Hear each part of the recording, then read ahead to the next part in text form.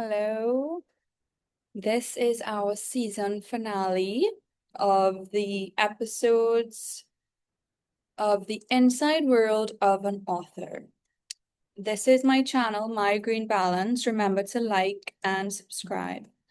I'm currently wearing one of my designs for this finale, and you can also check on our shop if you would like to get the insight into a sneak peek to our winter collection, the Anti-Grinch collection coming soon. You know where to order. When it comes to this finale, I have been exploring on this podcast with you different episodes in an author's inner world. And the point of that in itself is in writing and conceptualizing my next writing works. This is a process that writers go through in auditing the inner world and the inner space to then be able to write really well and specific, concise, imaginative concepts. My first book was all about scientific writing because I wanted to really go into a recipe book and help people with their weight loss. And that style of writing, while it was something I wanted to do for my profession, is something I will pursue into my next book, but I want to evolve my writing more so not just having a scientific styled writing for therapeutic nutrition, but more so for novel writing and in developing a possible trilogy where I can really bring a creative story to life. I am exploring business style writing. I'm exploring psychological thrillers. I'm exploring a novel type style. So when it comes to my recipes, I love my recipes so much that I want you to have these recipes because to me, as a nutritionist, and I've hosted friends for dinner and cooked for them because there's a certain experience that I can select a few people to experience with me, and that is through cooking a lovely meal. Now, I decided not to go into becoming a chef, even though my skills are of high standard, because to me, sharing a meal with someone and making something is a form of like a gift, and it's a more curated experience than being a chef per se. So I put together recipes for my people that would like similar experiences that are quick to make. Today's story really goes into the finale of this series of the podcast. And this one is really the experience of what it feels like to be chosen and considered by someone you're actually attracted to. Being prioritized or considered is something that people might take for granted, but especially when you really like someone and they have that same attraction on the same level for you, it is really, really lovely to have that flow. Now, in this blog here on my website, you can see a few interesting things like my book is available on Amazon with these recipes for a beginner. So if you're new to weight loss and you have been struggling for a while, I put together this first book to help you take that first step. The second book that I will be publishing will be the next version to this with some more recipes for the next level. So this one is very much level 1. And while I have you here and we love this new collection that is very much the nautical line for the summer, I felt that it would be interesting to give you a little sneak peek into some of the winter collection. So the thing is, when it comes to shopping, is women time their shopping around seasons, sales, and always being ready for the season ahead. And if you are anything like that, you want to make sure everything is here for you ahead of time. So the point is, in this sneak peek collection, you want to order in advance so that when December arrives, you're not scrambling last minute. So some of these orders could take 2 to 3 weeks to deliver. And if you want a custom order or your name personalized, you can also message me directly and I will customize something for you specifically. Like I can put your name on anything. And well, we have Halloween coming up first, but this is a sneak peek into the Anti-Grinch collection. And we love this because it's quite fun to see. You might want an organic cotton jacket to match your cozy season when you're ready to get cozy. And I've been having a lot of fun designing this because I think that they're so cute and they're available in all sizes. So that's exciting. All right, let's get straight into this podcast. Outfits aside, yes, I always want you to be ready for the seasons and styled well and comfortable. But I also like to chat with you in a creative storytelling process that really entertains you, but leaves you walking away with some value that you can apply to your life to make your life better.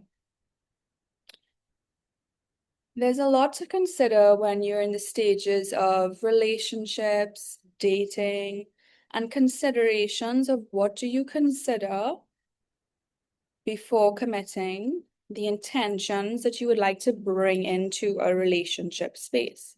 For example, setting an intention allows you to create a space where when you sit down with a blank piece of paper and you can free flow and think, I would love an experience if I feel like I'm going to get a really lovely experience. I would love an experience that makes me feel grounded, safe, secure, supported, nourished, happy, focused. I would like to feel that when we travel, we have a lot in common and enjoy each other's company, a similar shared sense of humor. We like to go to similar stores. We like to eat at similar restaurants. We have a similar taste in how we do our morning routine or our evening routine. These are called intentions. And the thing about intentions is when you set them, the experience is never exactly the outcome of that. For example, in the actual experience, you'll notice that maybe 3 or 4 of the intentions you set have appeared in that experience that make it really lovely.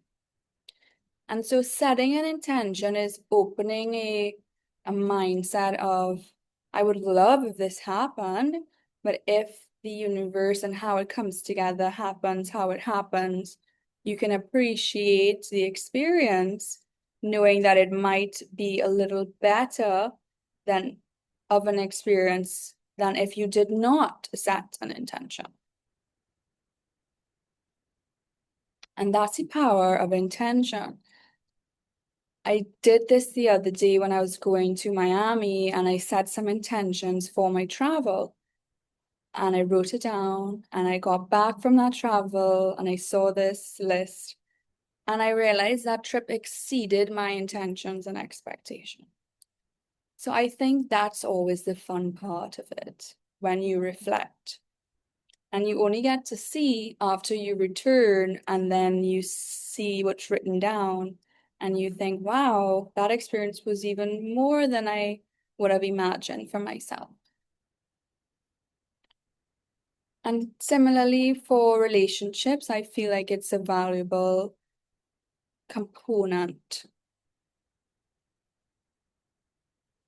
So the deepest sense of security may never come from a man always pursuing, instead of the sense of a constant romantic attention.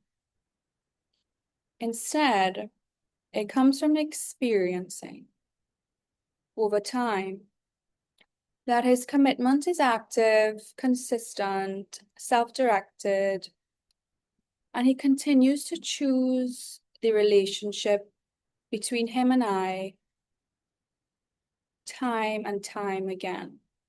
And it's obvious.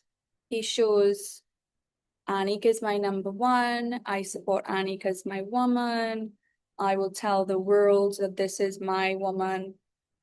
And it's a loving of a loudness in a secure way that says, this is our relationship, this is our partnership, and there's nobody else that comes in between or ahead of that. And even while we're both busy living our lives, there's a certain reassurance that comes with that that I feel is natural and normal.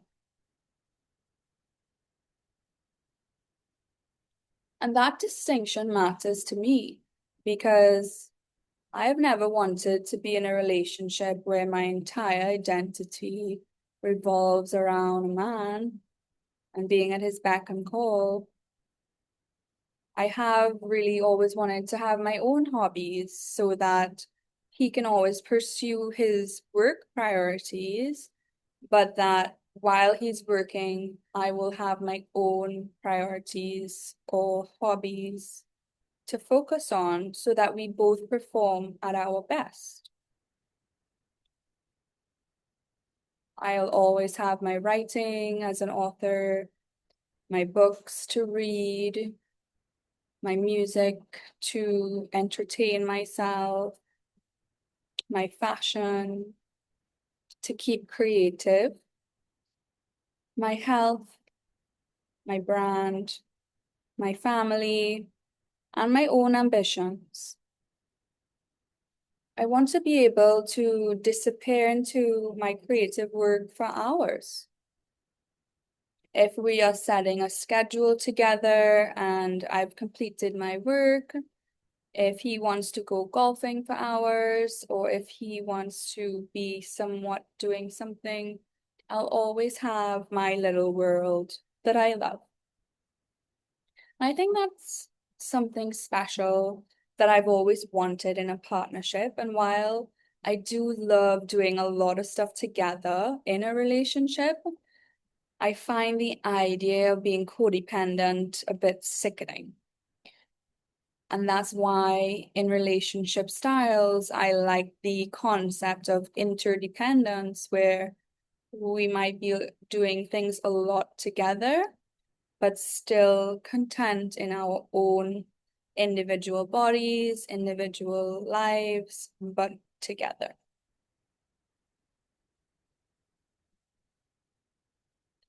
And the point of that is that if I decide to go into a quiet week of creating or writing, I'm silent, doing my art, I want to trust that I'm always being pursued by my man and that he's not pursuing other women and taking that as a rejection of him, which it's not.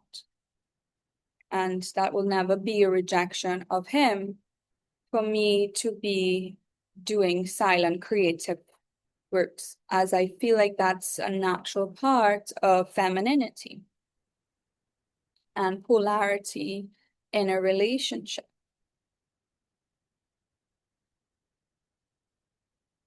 The security I'm describing is a quiet confidence. And it's a quiet confidence of knowing while I'm fully immersed in my life, the man I've chosen is still intentionally building our relationship with me. And that it brings him genuine pride and gratitude to have that experience in partnership. I like the idea of feeling like he can appreciate art, that he likes my art, and that he understands my expression of art. I like the idea that as an artist and being a creative person, sometimes that process could be a little messy before it's contained into a final piece. For example, when you go material shopping, you might buy many materials, and I have a whole room where I will have to lay out all of these materials. Now, that can look a little bit chaotic and messy because that is what is required for me to see everything before I then get to sketch and design and draw and make everything look good before that material is then sent to production to get a finished, clean product. And so he has to appreciate that process because you can't judge a blank canvas before the artist has even started to design. And you must understand that process. And for me, pursuit represents something much deeper than just romance. It represents continuity, and it says, I'm here, I'm never leaving. I will show you that I'm here to stay through my actions. I love proving that to you. It makes me feel manly. I will never be confused between choosing you and another person. I genuinely feel that there's one person on this universe for me, and it's you.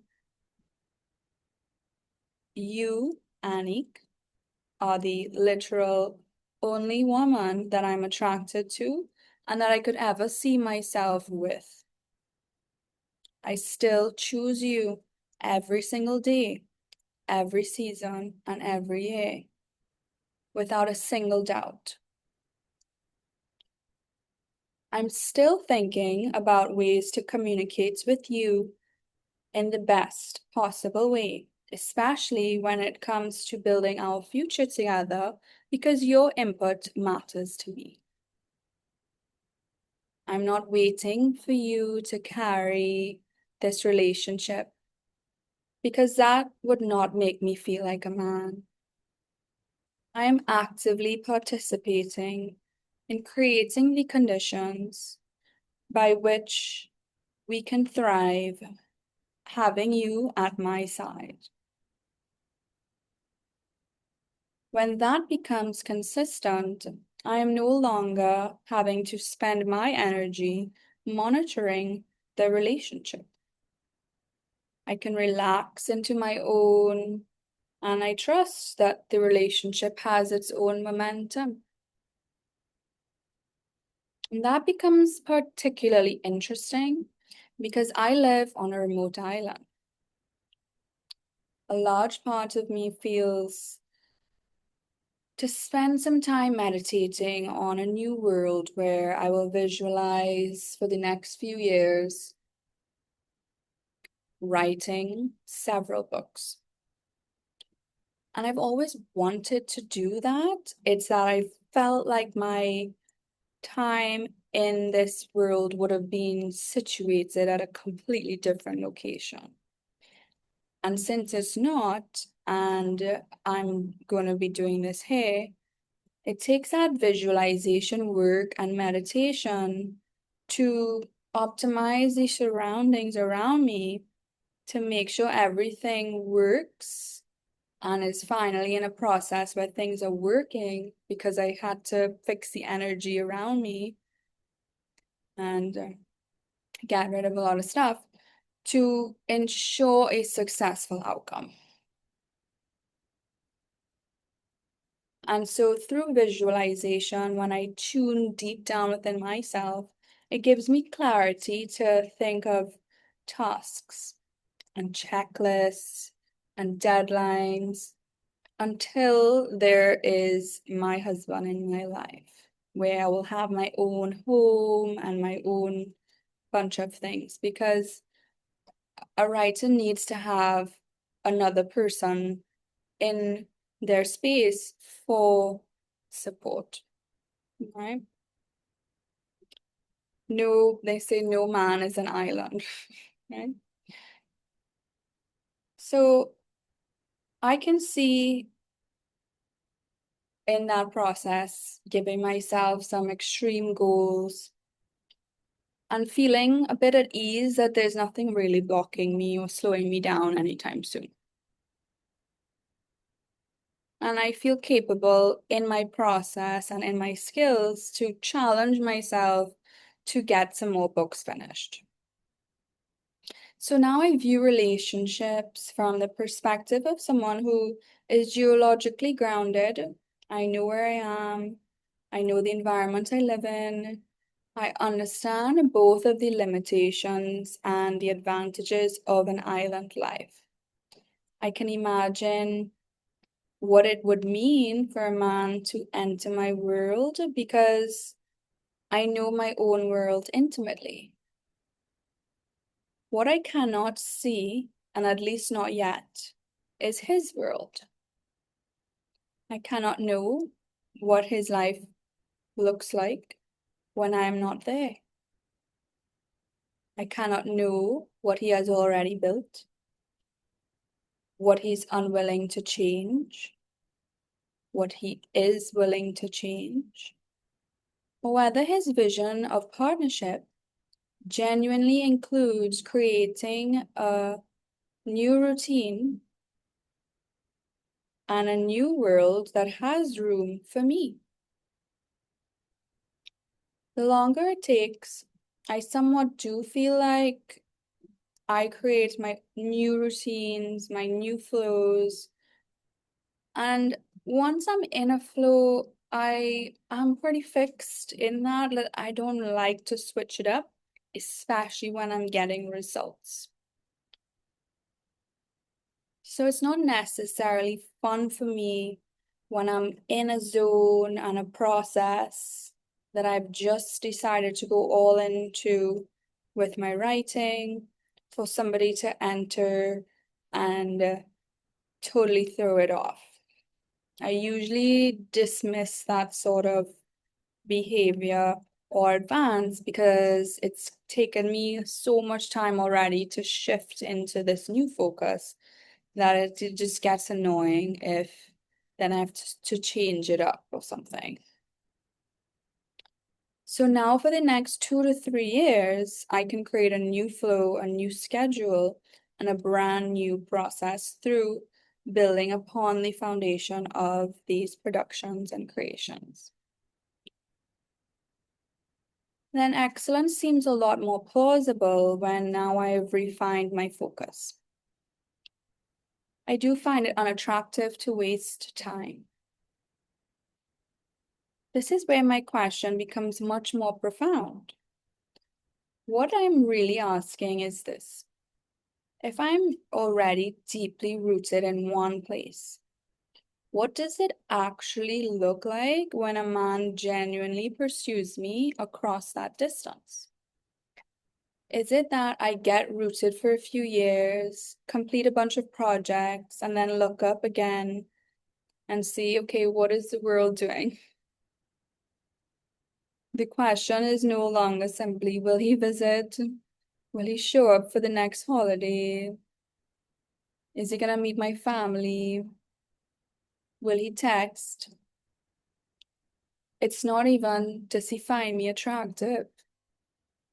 The real question is, what is he actually building toward? Do I even care? Is it even worth my time or effort? Does this fill up my cup or does it drain me?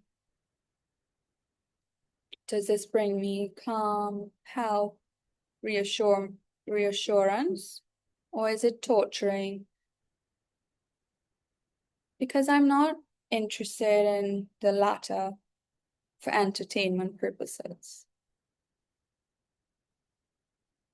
A man can pursue a woman romantically without ever intending to build a life with her.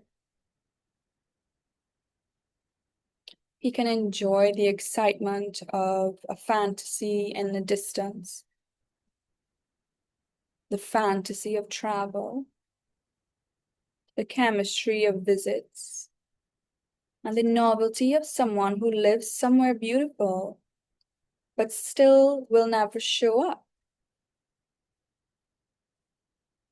None of these things necessarily indicate that he has intentionally created a place for me in his life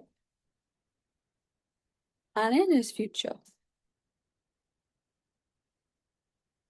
especially if he lacks any skill to take real action. This is the kind of pursuit that I describe here that I find attractive and much more substantial. It is a pursuit that eventually becomes integration. It moves from, I want to see you, to our family's booking this travel and you're included and invited, so let's organize your flights. Your family is doing this and your dad told me about it. Do you want me to book flights? I want to understand your life and I want to be included in your life as well as you being included in mine. And I would love to show you that.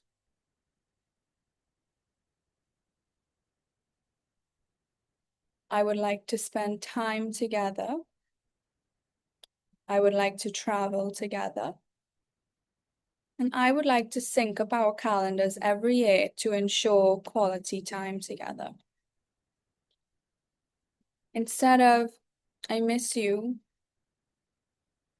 it's replaced with, how can we make this sustainable? Are your needs being met? These are some of my needs. Are you open to that conversation? Instead of, I love visiting your island, to, what would it actually mean for us to build a life that includes this island? From, I want you, to, I have seriously considered what it would take and require to make you part of my life. This is what it looks like. And that is where I think living on a remote island becomes an unexpected advantage. I do not believe I need to leave my life immediately to prove that I'm serious about a relationship. Instead, I can allow a man's behavior to reveal himself and his intentions. If he's genuinely pursuing me, he will naturally demonstrate creativity, consistency, planning, and a willingness to bridge the distance. He will show me that he is not simply waiting for me to make everything easy.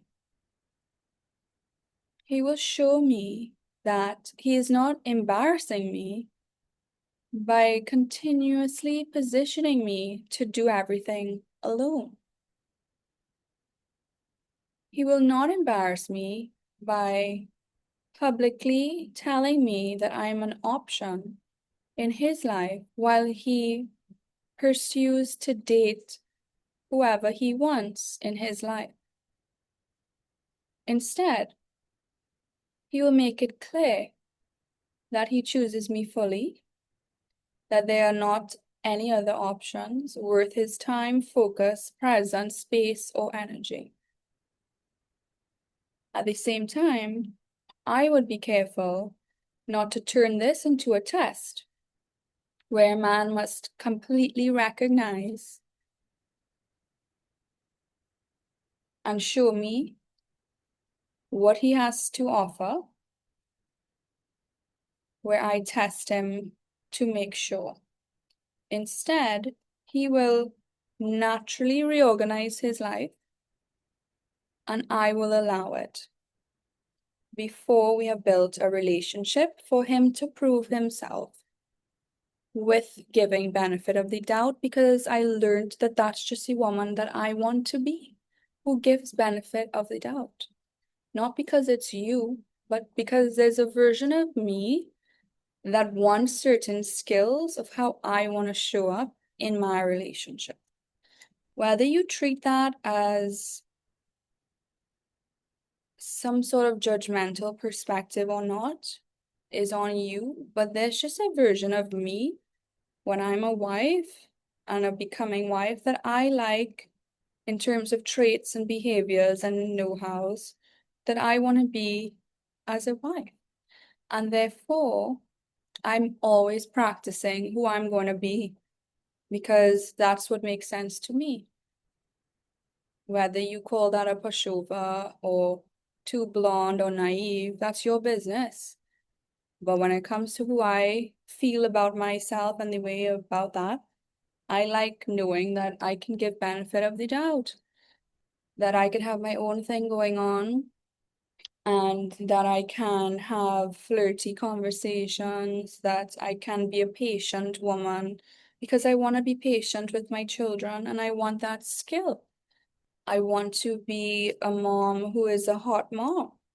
I want to be having my exercise routines. I want to be having my arrangements and who I am becoming as a woman. I want to continue being that in marriage. Not because it has anything to do with you or whether you can appreciate that or not or take advantage of that or not. That's you revealing your character. But when I reveal my character, you ought to know that this is a woman I have grown into, that I have grown to really love, admire, and respect.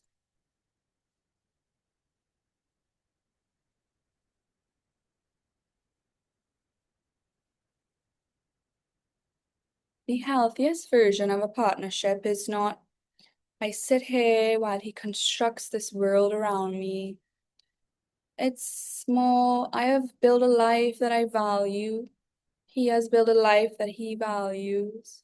And together we intentionally think for the two to become one, where our space, our one space, merging of our two individual lives can meet while having our personal worlds that we can take turns visiting with each other.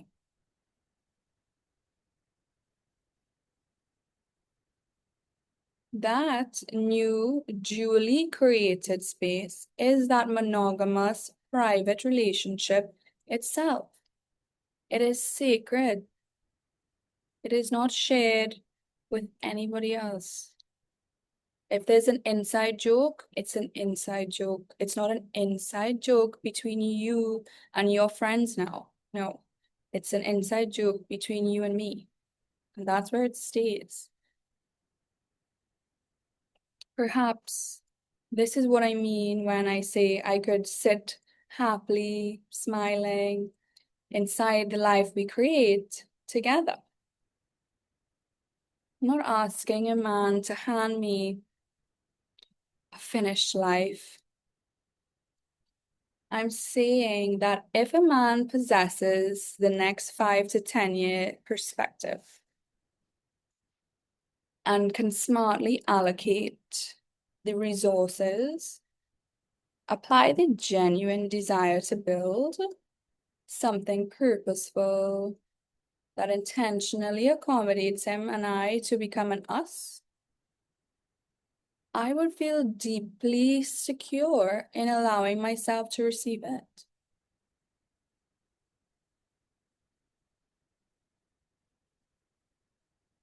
There's something profoundly meaningful about being able to receive steady love without constantly feeling as though I have to fight for the relationship because other people are being demanding of my man. And especially when, to me, the idea of fighting is a complete waste of energy, focus, and creativity. I've spent much of my life becoming sufficient through some of the hardest times the world has ever seen. I have built myself professionally. I've invested into my appearance and my brand, my health, my education. I've created my own voice, my own creative world.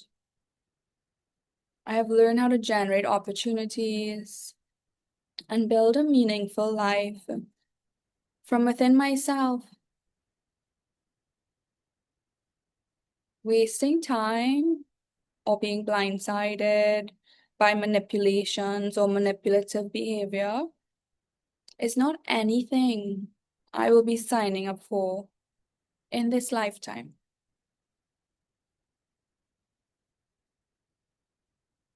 Perhaps what I crave now is not another situation where I have to prove I can do everything by myself, I'll build everything alone. Perhaps I simply want to know what it feels like to be deeply considered by someone I admire, that's someone I respect, and that I respect for routine, consistently, habits, and character, more so than respect based on fear. To have him communicate through his actions and presence in my life and gifts. You do not have to carry this alone. You do not have to be alone for cruel summers. You will not have more cold Christmases alone. You will not be alone on the holidays. I have thought about you.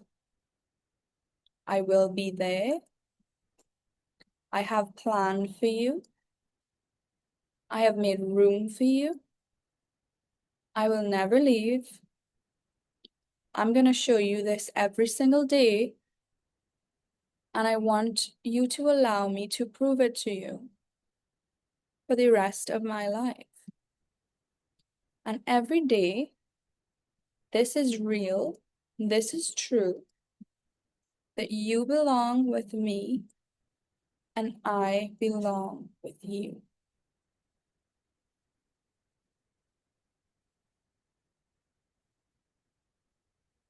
And that is the finale of the inner world of an author. Some people think that authors or actors can be a bit dramatic.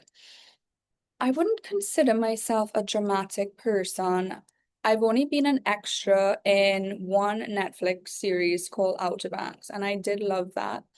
I have dreamed about wanting to be on a real Netflix show and writing my own scripts and putting it together.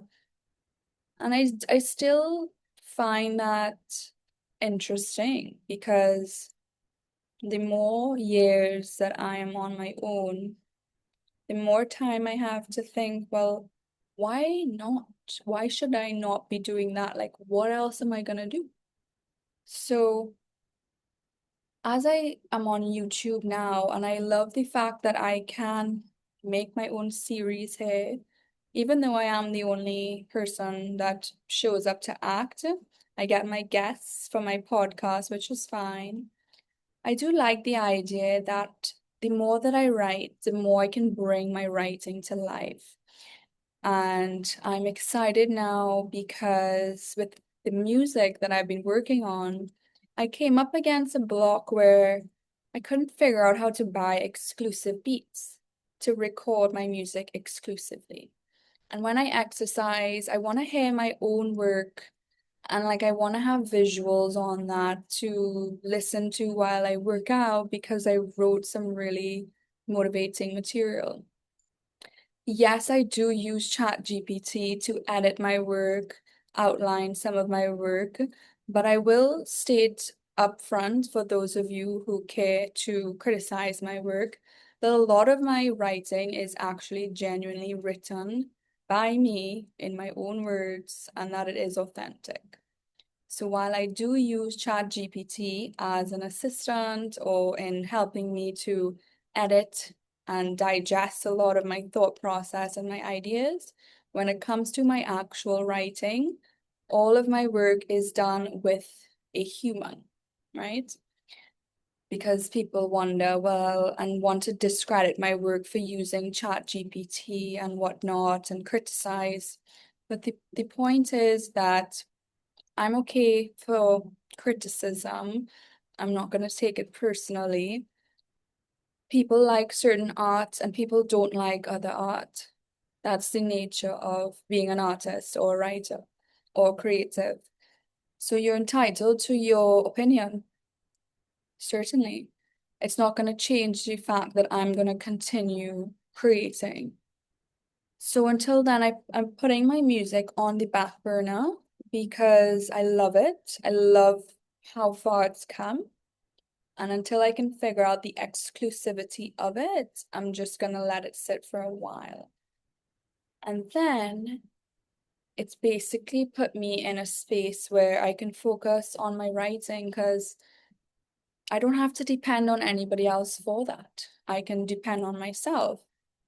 And that's why I do sometimes, as a writer, end up doing independent projects because relying on other people sometimes just has not shown to be effective. And when I trust my hands and my work, I know the outcome of what I can do. And therefore, I pursue something like writing because it's only me and a pen. It's nothing stopping me or preventing me from publishing an exclusive or self-published book, for example. And that's the way I think about things a lot of the time because I don't want to say it's the path of least resistance, but at the same time, I do like creating a season for, it's fashion creation. Summertime seems to be quite music for me, where I do think of music. And then film, writing towards the end of the year as I'm learning and evolving. And if YouTube ends up being like the future of TV, it's interesting because I can then, after I write all these books, read them all out to you, probably put on some displays for you to watch. And then I do want to create a few more workout videos because if you go through this channel, there are wonderful workout videos for you to explore and it will help you to keep fit because let's just say you want to have a healthier Christmas and you would like to. I've organized some of my best YouTube work here on the site. If you head on over to www.mygreenbalance.com, you will see some of my videos here that you can select and check out along the way. And the workouts are pretty much like the best workouts are all here if you would like to tone up and get fit. If you have passed the summertime and you still didn't get your summer body, there's always winter. And so I always recommend you have a routine and you keep consistent with this and videos and coaching if you want to have an all year round summer body.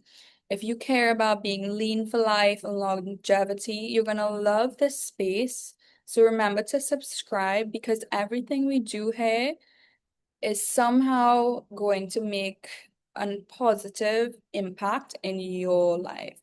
If any of the messaging in this series has brought value to you, become insightful for you to think about maybe what you want in your own life, let me know. And if you've enjoyed the entertainment or just being in the podcast, awesome. Thank you so much for sharing your time, your space, and your energy with me. And I would like to see you again soon. This has been a really nice deep dive into the inner author's world, and through it has been born some organization for some new writing works. So that's exciting. And when I see next for episodes, I quite like this style. So I feel that I will develop some more writing and blogs and continue this reading podcast experience with you. Alrighty. Until the next time, go and shop, like and subscribe.